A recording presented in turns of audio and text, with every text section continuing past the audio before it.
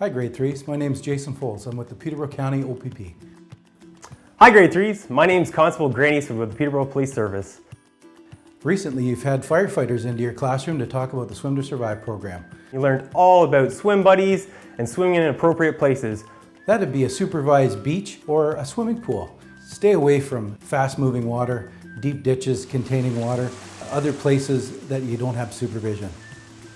Now I want to talk to you guys about the importance of life jackets. There are a lot of things wrong with this life jacket. It's got broken straps, it's faded, there's rips, and not only that, it's missing buckles. And we're going to talk about the 3 important things to look for when you grab a life jacket. The first thing is that we want to make sure it's in good working condition. All the zippers and all the buckles have an important job. Your first zipper that does up at the front, that's the most important one. But the life jacket itself won't stay on unless all the buckles are done up. We're all different shapes and sizes, so the front buckle around the waist area, that allows us to tighten the life jacket so it fits better on our body. And then we have our buckles. I talked about our buckles to keep it snug on our body, but there's also a very important buckle here that comes between our legs and does up at the front. This buckle is just as important as the other buckle because this buckle is going to keep the life jacket down on our shoulders. We don't want the life jacket to go up into our face and obstruct our breathing, so make sure you keep all the zippers and all the buckles done up properly. The second thing to look for on a life jacket is the mass range. The mass range tells us how much this life jacket will support. So you need to know how much you weigh so that when you put on a life jacket, we know it's going to support our body weight. The third thing to talk about life jackets is the color. Color is very important as well.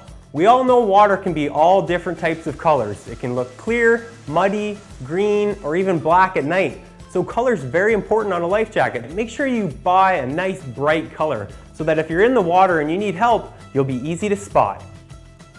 So Jason's looking over his life jacket and he's going to try and put it on here. Uh-oh, Jason, that's not the proper life jacket for your body size. I like the pink though.